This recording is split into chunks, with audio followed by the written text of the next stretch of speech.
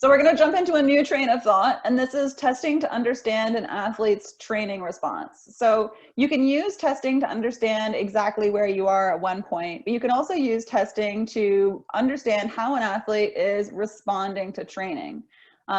So if you do a testing session and you have like a repeated testing session, so it's like the second time you do a test, you can ask yourself, did I or my athlete respond as I expected? And if the answer is yes, that's awesome. Because if the answer is yes, the athlete responded as you expected, or I responded as I expected to, then you can say that training probably worked. Maybe my training quality was, good or good enough or better than normal to have a really good training response. I improved my training. Or even just like maybe my training wasn't super good and I didn't get an improvement, but I kind of expected that because I can explain that because my training quality wasn't good. But if it didn't respond as you expected, so the athlete stuck to the plan, they did all the workouts that they were supposed to do, and they retested and they didn't see an improvement in training. So they didn't respond as you expected. Then you can ask yourself a couple of questions to figure out maybe why that happened. And hopefully you have your test structured so that you don't say, well, it's probably the heat, or, it's probably the rain, or it's probably something else. Like hopefully your testing scheduling worked out, but you can ask yourself these other questions. So you can ask yourself, was this style of training effective for them? So if you didn't have an improvement in your testing results, you might look back at your training and go, okay, well, maybe this style of training wasn't very effective for me. Maybe it wasn't enough. Maybe it wasn't the right kind of training. Maybe it was too much and now I'm really tired and just super crushed and not able to perform super well. So maybe it wasn't the right style of training. You can ask yourself, was there a barrier to achieving high quality workouts? So, maybe the athlete was trying to follow the plan, but they weren't able to for one reason or another. And that kind of led to not being able to get the quality they needed to get the improvement. And then the last question you can also ask yourself is, should I be concerned about the athlete's health? So, are they seeing a decrease in their time or not an improvement in their time because they are overtrained, because they're not fueling properly, because they're maybe developing an injury that I should be concerned about as a coach or as an athlete? And those are some things that you can ask yourself if you don't respond as you expected to the testing session. And I kind of already briefly mentioned this, scheduling your testing to give you your best information, but I'm repeating this just to re-emphasize that you can only ask these questions and have effective answers from them if you schedule your testing to give you the best information. So if you schedule your first test at the beginning of a block and everyone's really rested and kind of really rejuvenated, but then you schedule your next test at the end of a long training camp, it may not give you the best information. So it's really important to, when you're trying to look at whether or not you've improved your testing, to actually schedule your test to give the best information. So we're going to get into testing to make deliberate training programs. So we've used testing to understand where you are. We've used testing to understand where, like how your athlete or you are responding to your training program. And we can also use testing to make deliberate training programs. So once you understand where you are and how you respond to training, you can kind of use that information to make the best decision-making or the best deliberate decision-making to your training programs. And when you think about testing, you can think about, again, it's kind of like it tells you where you are. So you are currently here. And then once you've done your testing, you can kind of look at the results and make a plan and figure out where you want to be. So I'm looking at my testing results and I'm seeing that maybe my test shows that my aerobic threshold is pretty good, or my efficiency at my aerobic threshold is pretty good, but there's not a lot of difference between my speed at aerobic threshold and then my speed at anaerobic threshold. So maybe you're noticing that there's not a lot of difference there and you would like to improve your anaerobic threshold.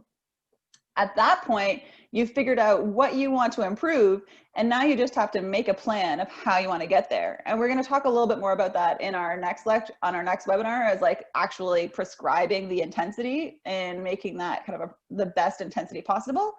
Or maybe it's not intensity, maybe it's something else. But that's when you want to think about, okay, you know where you are, you know where you want to be, then you just have to kind of connect those dots.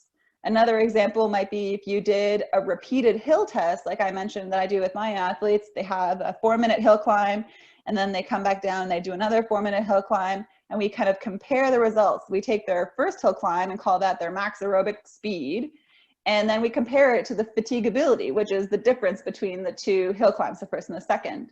If their max aerobic speed is really high, like their first hill climb was super, super fast, but their fatigability was very high, then we might look at it and say, great, you're really fast right now, but your fatigability is too high. So we actually want to improve your fatigability. We want the difference between your first and your second interval up that hill to be less. So we know where we are, we know where we want to be, and then we just have to plan the route on how to get there. So that's the framework on understanding deliberate training programs. Is first you have to figure out where you are, and you have to do testing to figure out where you are. And you have to pick a test that measures what you want to measure, and you have to schedule it properly so you can get good information.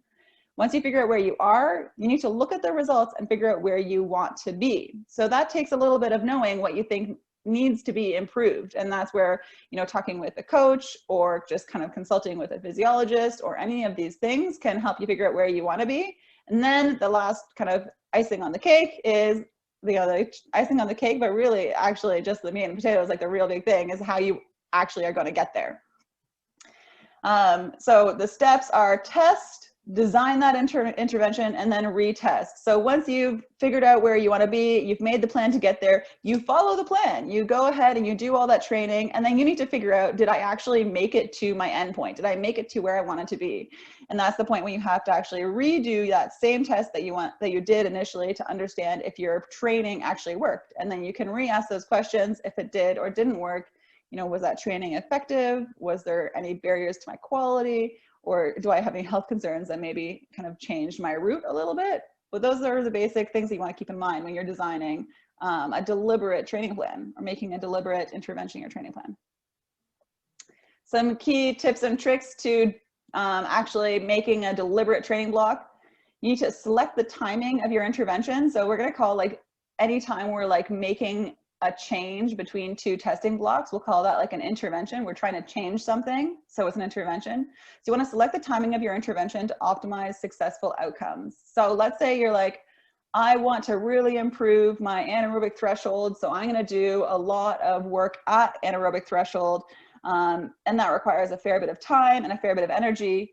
If I put that block, that intervention right now, we're about to go back to school, things are a little bit stressful, training consistency might go down a little bit because of going back to school and having a new routine, that timing may not be the best for optimizing your outcomes for that intervention. So you want to make sure that the timing of your interventions are actually aligning with kind of a good time to do it.